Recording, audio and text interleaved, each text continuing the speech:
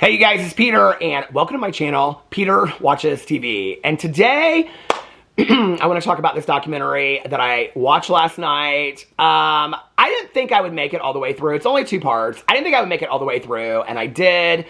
It's so bizarre. It's one of the weirdest documentaries I have seen in a long time. It's called Thirst Trap. Okay, it's called Thirst Trap. Hold on a second. It's like got this whole long name. The Fame, the Fantasy, the Fallout. Okay, I had seen this come up, and I was like, it said something about some famous TikToker. And I was like, I don't think I have any interest in this whatsoever. I saw the guy's picture, and I was like, oh, he's the one that sings those 80s songs. So for those of you that don't watch me regularly, I don't get on the TikTok. I don't F with the TikTok. My husband, he loves it. He rolls through the TikTok like 8 hours a day. He just laughs his ass off, and he's just like, oh, he sends me these things, and I'm like, if you're gonna send me reels on Instagram, I hate the TikTok. Okay, I don't know nobody's names on TikTok except for maybe 3 or 4 beauty influencers. I just don't like the TikTok at all. Okay, I'm bored with it. So anyway, and that's been from the get-go. Okay, I have not liked TikTok. I just like, for me, I like long-form content. I don't like the short, and I know there's long. Anyway, this is besides the fact. So anyway, I think it was last night, I was talking to my friend on the phone, and I was like, what are you doing? She's like, I started watching this documentary called Thirst Trap. And I was like, oh, yeah, like I saw that come up. And she's like, they're talking about it all over TikTok. Like, you need to review this. And she was actually the one that originally told me about Unknown Caller, because she was like, they're talking about it on TikTok, they're talking about it everywhere. So I was like, okay, well, if they're talking about it everywhere, then I'll watch this documentary. And she's like, it's only 2 parts. And I said, is it good? She goes, these women are nuts in this documentary. And I'm like, women? And she goes, okay, so it's about this guy that got TikTok famous. I was like, don't tell me about it. She's like, no, but I gotta tell you this part of it so you know what to look for. I'm like, it's 2 parts, okay?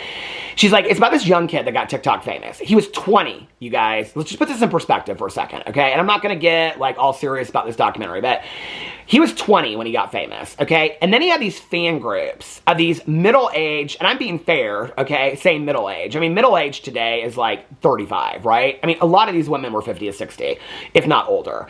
And he had these fan groups, I mean, multiple fan groups, okay, of middle-aged women that were sending him thousands. I mean, one woman on there, I cannot believe any of these women got on there and showed their faces. I'll be honest with you. Like, I would have been, like, humiliated if I were these women. This one woman sent him $100,000 to $200,000 to help him get famous, okay? Off of these 2 to 3 minute TikToks of him, like, and it all started with him doing these, what do you call it? These, like, 80s music things. Okay, we'll get to that in a second. So my friend's like, you gotta watch it because of the women. And I was like, because I said to her, I said, I don't really care about this TikTok guy. I don't know him. For me, the TikTok stars are fly by night. I could give a shit, right? Call me in 5 years and tell me if they still have a career. So anyway, she's like, no, you gotta watch it for this. And I've watched a lot of the TikTok ones, the TikTok dance cult one. I watched that. I think I reviewed it over here. I've watched a couple of the other TikTok documentaries. So I was like, is this just another one of those things? She's like, you have to watch it because the women are nuts in this. And I was like, okay. So I started it, and I was like, I watched Big Brother last night, and then I was like, I'm going to start this. I'm going to give this, no, I was looking for Big Brother, and it wasn't up yet. That's what happened. And so I was like, okay, well, while I'm waiting for Big Brother, I'll start this. So I started it, and I was like, I got like 10 minutes into it, and I was like, literally jaw drop. I was like, this is such a shit show, okay? So let me tell you what it's about. Okay, it's about this guy. I don't know if there's not really a good synopsis about it. Thirst Trap, the Fame, the Fantasy, the Fallout. It's on Paramount Plus right now. Exposes a fierce loyalty, blurred boundaries, and chaos when desire and digital fame. So it's about this guy named William White. I think he's 24, 25 today. But at the time, so he got started on TikTok during the lockdown, okay? And he, like, it's interesting to watch him because a lot of things, like, you can tell, like, are very calculated. Like, he knows what he's doing. But in other ways, and he even says this at the end of the documentary, he talks a lot at the end of the documentary about mental health, about his addictions, issues, and which, for me, so for those of you that do not know, I've been sober since December 17th of 1994. I was 22 and a half when I got sober. So when he's talking about that stuff, and he's talking about, I mean, he even, like, says at the end, like, I don't know the words he used, but he's basically talking about, like, when he smokes weed, he's still kind of like a 15-year-old. Like, I so related to that statement of when I got sober, like, at 22 and a half. And so, there's parts of him that come across as if he's very, very young. But then there's other parts of him that come across from like a marketing point of view that he's very calculated. And so when he started doing these TikToks, I believe he was 20 years old, okay? And so 19 or 20 years old. And he started doing these TikToks, and a lot of the music that he would pick was like 80s music. They didn't go into the background of like his very first TikToks. I think he was just kind of throwing anything at the wall and seeing what stuck. He did a lot of pranks with friends and stuff like that. They showed that. He was just like a young kid trying to like get on TikTok. But at one point, he said to one of his friends, he said, I'm going to do this really, really hard for a year and give it everything I have. And if it works, it works. If it doesn't, it doesn't. Okay? Well, by that point, he had garnered quite a bit. I think at that point that they showed it, it was like 20,000 followers, and the majority of them were like middle to older women, okay? And I think what happened at that point is he started catering towards that age group because, I mean, he even kind of says it in the documentary, because he would start doing a lot of like, he would do these music covers where he would play a song in the background and then he would just kind of like sing it into the camera, like lip sync it. And then he would like wink, like they all talked about his wink. His eye roll, he rolls his eyes back into his head. It was very sexualized videos that he would do, but he would do it to 80 songs, okay? And I think the reason I remembered him was because he had one from Barry Manilow's Mandy that went like viral. And there's literally people, they showed all these like duets that people had done. You know what a duet is on TikTok, where you like watch a TikTok and then you like react to it as they're doing it. So they would show it, and there's like this one with this like guy, and he's got like 8 women around him, and at the part where like the Barry Manilow sings, "Oh Mandy," he like rolls his eyes back like that, and all the women faint on the floor, okay? As I'm watching this, okay, and they get right in to like interviewing the women. Like this one woman, she's talking about like, she's got this hat on, and his name's William White. So she's got all of William White's hats. She's got these beanies in like 8 different colors, and they've all donated like through tips on TikTok. Like he live streams a lot, and then he set up a PayPal. They sent him a lot of money, okay? What's weird to me about this documentary, and I just want to put this out there, okay, because if I don't say it, somebody will, all right? What's weird to me in the times that we live in is that all these women, and they kind of talk later about how a lot of the women were like sexually fetishizing him, but at the same time they kind of wanted to mother him because he was younger and things like that. When he had a mother, and they knew he had a mother because some of them showed up at her house. So anyway, but there was kind of this weird relationship that they had going on with him as fans. But then there's all this toxicity that happens with the group because he ends up sleeping with one of his fans, okay? And this woman who I believe at the time is like in her 40s. And so he ends up sleeping with her, and it causes like all this jealousy and toxicity within the different fandoms, okay? Well, what's weird to me about this is that at the time that would have happened, he would have been like 20 or 21 years old. Completely legal, yes, absolutely, right? But let's just talk about, if there was a documentary that was made, I mean, at the time that they show this, there's like 8 fan groups, okay? And they're all fighting for his attention. This one fan group, I can't remember what their name is, they're all like something girls. And they're all women in these fan groups. Well, the majority. I mean, they didn't interview any men or anything like that. At one point, his nudes are leaked and stuff like that. And he said they were like on gay porn sites and whatever. And he's like, so I'm getting a lot of gay guys that are like talking about me and whatever. But that was like the only mention of guys ever that they talked about in the documentary. It's mostly women, okay? This one fan group, they would like collect money. Like they would have people send him money, and then they would all tip him like a large amount at once, like $3,000 to $4,000, $7,000, so that he would notice them, right? Which was smart from like a business point of view. If you wanted like if you did that to like, you know, Taylor Swift or somebody like that, if you took let's say 1 rose to Taylor Swift and threw it on the stage, she might not notice you as well as like 1,000 roses were dumped on a stage. She's gonna be like, oh my God, 1,000, who's doing that, right? So it's kind of the same kind of thing, but it's tipping and it's money. But let's just put this in perspective for a second, okay? If you saw a bunch of 40 to 60-year-old men, all right, that were talking, and they talk about him like they're attracted to him. They're talking about how he awakened something in them sexually that they had not felt in a very, very long time, okay? Let's just talk about a documentary. If you're talking about a 19 to 20-year-old young lady who's on TikTok and fan groups made up of 40 to 60-year-old men, that are fetishizing, even if they wanted to parent her, okay? But they're fetishizing her, okay? And wanting to meet up with her and things like, can you even imagine that documentary? Like, for 1 second? And these women they fully are interviewed in this documentary. I mean, I'll be honest with you, I was watching it and I was like, this is really embarrassing. Like, I can't believe that. Like, this is where it's like so delusional that they don't even realize, like, I don't know. It's just, it's very bizarre to me, this whole thing. So it goes in and it talks about, because I was like, I don't know anything about this guy. So when it talked about the fallout, I was like, well, what's the fallout? Like, did he get canceled? Like, what happened? I almost Googled it and stopped watching it. But I was so intrigued by this. So when it goes in, it starts talking about, like, how he got famous. And he did all these, like, TikToks where he's, like, in showers. And, I mean, and his mom even got it. Because, like, at one point they interview his mom. And she's like, I mean, I understand it. Well, what's interesting is, like, at one point he gets picked up by IMG Modeling Agency. And so from that point on, his mom, like, keep on referring to him as a model. I'm like, has he been in international modeling campaigns? I don't know this person. I don't know him. Maybe he has. I don't know. But I think he's better known probably as a TikTok star versus a model. And I think at the time that they did the documentary, he had like 2 million followers. So let's just be for real. There's a lot of TikTok stars out there that have a lot bigger followings than that. I think that's important though, in the context of this documentary. Because what happens is, and like this one journalist, she said that like he didn't have very good boundaries and that like he would go places and he would like live stream and say like, my friends and I are at Denny's, and he would show it. And then what would happen is they would call there and they would pay his bill. Or if he was like out at a bar, they would call the bar and they would pick up his tab.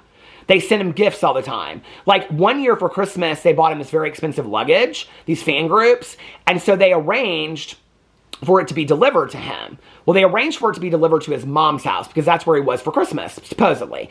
And they apparently already knew her address online, which by the way, it's called doxing. So like, you're like, to put that information out there. So they go to her house and he has this like really nice interaction with this fan that brings the luggage. But the next day, then they keep on coming, they keep on coming. Well, it's like the less boundaries he sets, it's like you give an inch, they take a mile kind of thing. These fan groups keep on going harder and harder and harder. So for example, it all kind of came down, I mean, at this point they're sending him, he said they encouraged him to set up a PayPal. Now I remember when all this was going down, I have a drama commentary channel. I remember the people talking about this with TikTok. That TikTok gifting, okay? Like if you're gifting people on TikTok, that you actually, like TikTok takes a lot of that money, right? I mean, it's on any social media platform that if you're being gifted, that like YouTube, TikTok, they take a percentage of that, right? So these fan groups were encouraging him to set up a PayPal, which I think that's probably smart. So he set up this PayPal. He woke up the next day to $60,000 in one day in his PayPal, okay? So these women are paying his bills, and what they would say, like this one woman was like, I just really wanted to help him be successful. And I understand that, okay? But when you're helping somebody be successful to the tune of $100,000 to $200,000, if somebody came to you tomorrow with a really good business idea and said, I really want you to invest $200,000, I have this great business idea, you'll make a lot of money, you'll help me be successful. Not a lot of people would do that, unless they just had millions of dollars sitting around. Not a lot of people would do that. They were freely giving. I mean, these women said, one woman said she had like every single live that he had ever done downloaded on her phone. Another woman said that people get up at 5 o'clock in the morning before their kids get up for school to watch his live streams. Another woman said that she had never, the only live stream she had ever missed was for her son's funeral.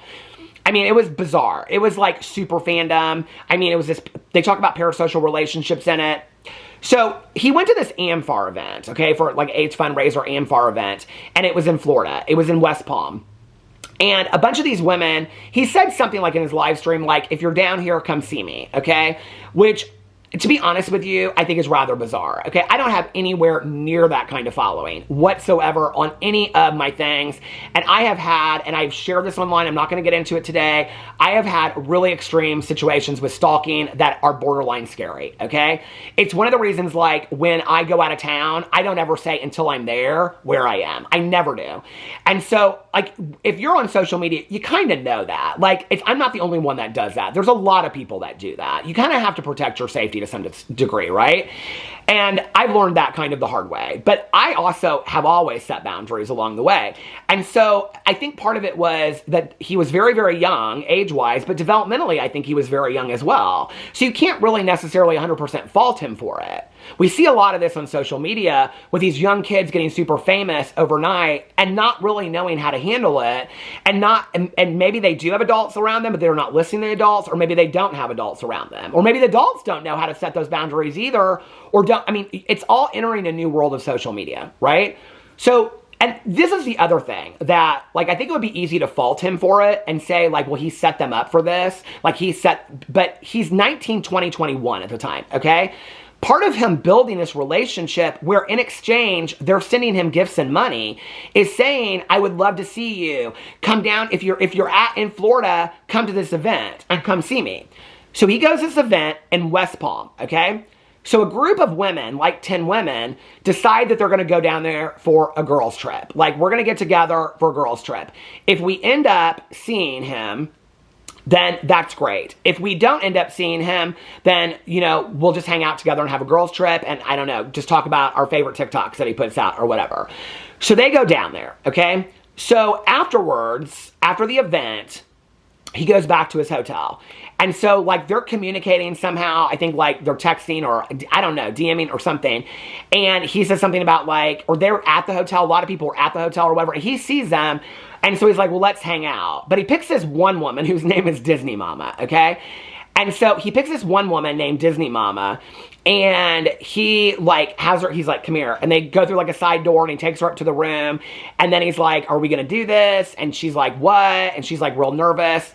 It was interesting to me in this whole situation and this scene, like, I don't know, how she kind of played it off a little bit, like, I don't know, like, but, so they end up having sex, okay? Well, somehow it gets out that they had sex, and she's like, we've been ratted out, like, that's what she says to him, and I'm like, ratted out? Like, he didn't tell anybody, so it had to have come from you.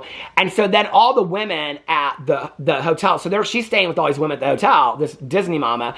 And so, and he's like, I don't care. He did say this one thing, and I thought this part was interesting. He said, it's not like I'm a school teacher and these are my students. He goes, I'm a TikTok celebrity. He's like, I can sleep with somebody if I want. I'm a grown adult. He says that in the video. He doesn't back down from sleeping with her. He's like, I'm a grown adult. She's a grown adult. Yeah, he basically says that's what we did. It kind of, that part took me a little bit back to, like, I mean, I grew up in the 80s, remembering, like, you know, I'm with a Band by Pamela DeBar, the book about groupies and things like that. It very much felt like groupie kind of situation with these women. So then she goes back to the hotel room. Oh, their phones are blowing up is what's happening. So she goes back to the hotel room. Now, he slept with a lot of fans because later he talks about he was sleeping with another fan. I think you might have learned one time not to maybe sleep with your fans. But anyway, so he's sleeping with another fan, and she's, like, recording him and talking about him, like, as he's asleep. And he said it weirded the fuck out of him, which it would. I can only imagine. So anyway, so she goes back, and this one woman that's giving him $200,000, she starts slamming doors, like this barn door. She's like, you're going to tell me what happened. You're going to tell me. Well, then it causes all this dissension within the group. There's all this doxing that's going on. This one woman that's real close to him, she ends up going to his baptism later, which I thought that was kind of bizarre. I don't know. But she, like, she seemed like the nicest. And I mean, I would say the majority of the women seemed pretty nice. Their intentions seemed, I wouldn't say, like, watching it, like, not all of the women, but even, like, Disney Mama, when you meet her, she seems like, thought she's just going to be like, oh yeah, like, I watch his videos, we met online. I'm like, I would never have guessed when I was watching this documentary that she would end up saying that she slept with him. Like, I was like, you did what? Like, what? Like, I was blown away. So then it causes dissension in this fan group and then with all these other fan groups. Then there's, like, a group of women go to Niagara, because apparently that's where he's from. They go to Niagara to go see him. Then they go to this restaurant that he always goes to. I don't know. It just was, like, kind of, to me, it's such a fine line between Paris. I mean, these women are obsessed with this guy, okay? So then it started causing, but this is where I'm like, it's kind of contrived too, because, like, the next day, it came out everywhere that he slept with his Disney Mama. The next day he gets in a TikTok live and he's like, do you like my new sweatshirt? And it's a Disney sweatshirt. I'm like, okay.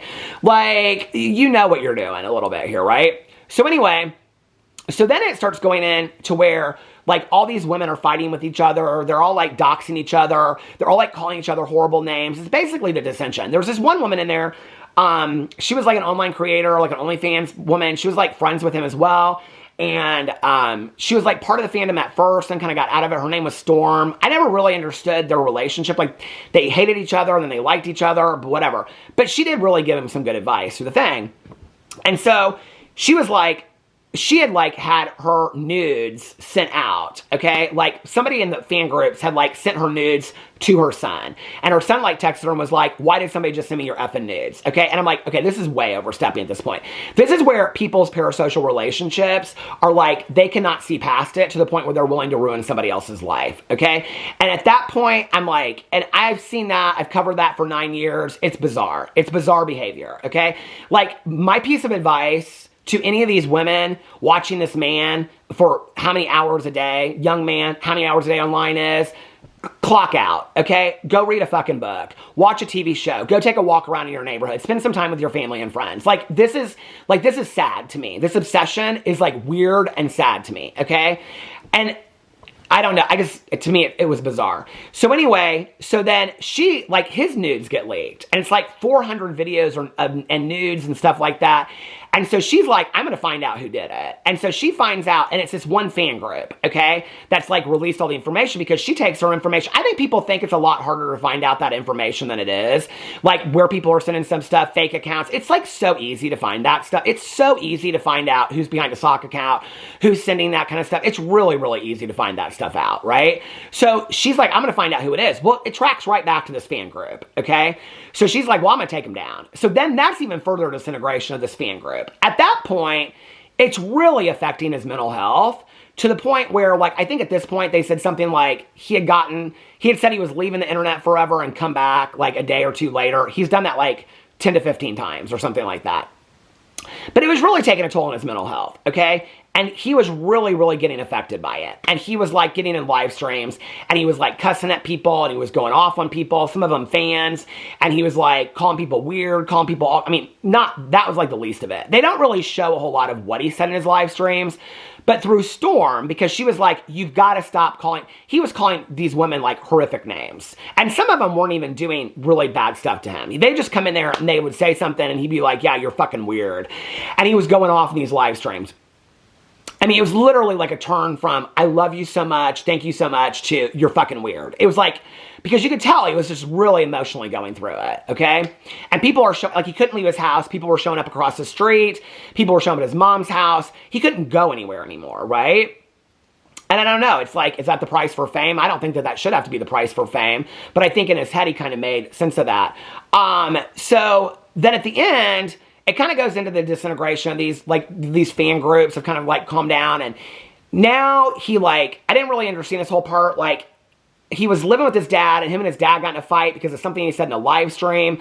So then I didn't understand. This is where, listen, if you're young and you are on TikTok or YouTube or whatever and you've made a lot of money, invest your money and buy a house. Okay, I'm just going to tell you that right now. And save your money for taxes. Those are the 3 pieces of advice I will give you right now. Okay, because it's not going to last forever.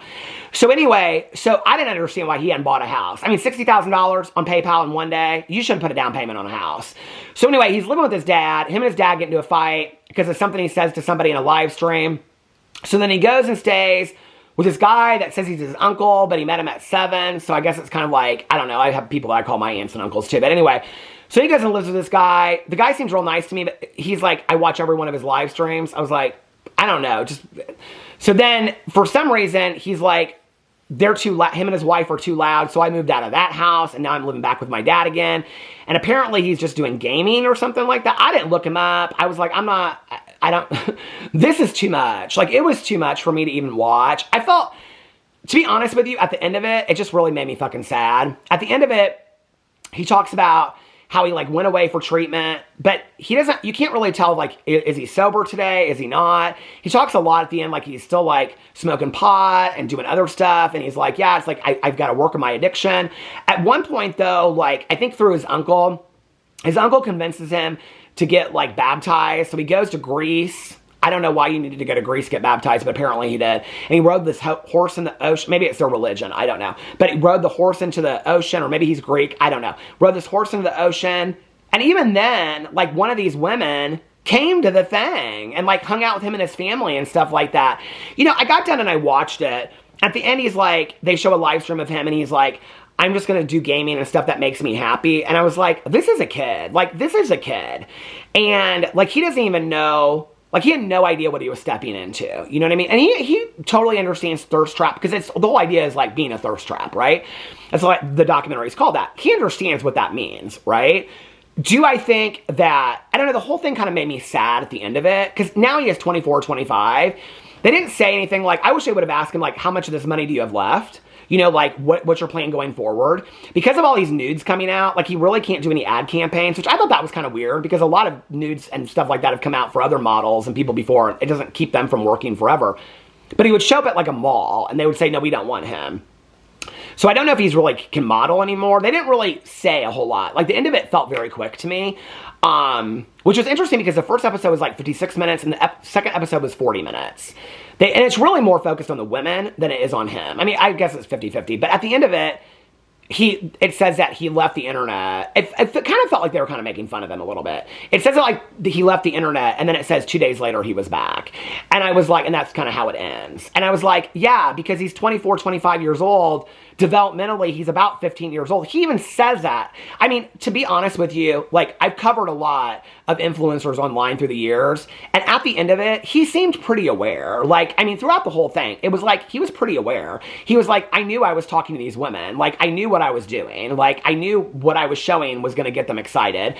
He, like, knew what he was doing. And even at the end of it, he was talking about his addiction. He needs to deal with his addiction. He's talking about how, like, the baptism and his belief in Christ has really helped him a lot. He's talking about, like, if that's what you're into, hey, more power to you. He's talking about, like, how,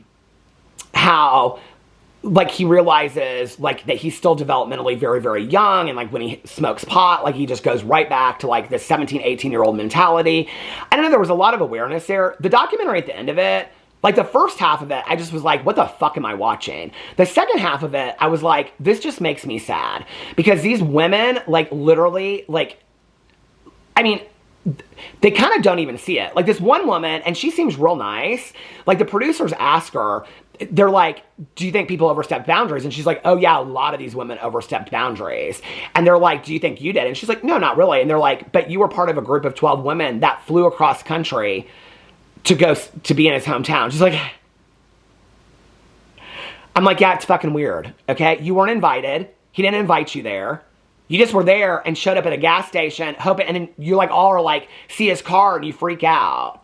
I mean, it was bizarre, okay? Like, some of these women, like, I don't know what's missing from their lives. I don't know why they're so miserable or unhappy that you're literally skipping out on breakfast with your kid in the morning to watch a live stream of a 20-year-old. I don't know. It just made me sad. It made me sad for these women. I mean, these women, like, it wasn't... I don't know, it was bizarre to me. I'm somebody that doesn't really understand a lot of fandoms either, because I have people that I have fandomed over Whitney Houston, Stevie Nicks, I've loved for years and years and years. I would never, ever, ever go to these lengths. I think it's bizarre. I think it's way bizarre, and I just didn't understand it, and it just made me sad. It made me sad for him, and it made me sad for the women too, because something is so obviously missing in their lives that this is, I mean, it starts off, and they say he awoke something else that had been missing for a long time. And the producers never asked them what was missing. That would have been my follow-up question. What was missing so inherently from your life that this guy that you've never met before in a TikTok singing Mandy brought it all back to you with an eye roll and a wink? Like, that's bizarre. What is so missing from your life that's where you go? So I don't know, the documentary just made me sad. I'm going to be really interested to hear what you guys have to say in the comment section below. I love you guys, and I will see you tomorrow. Bye.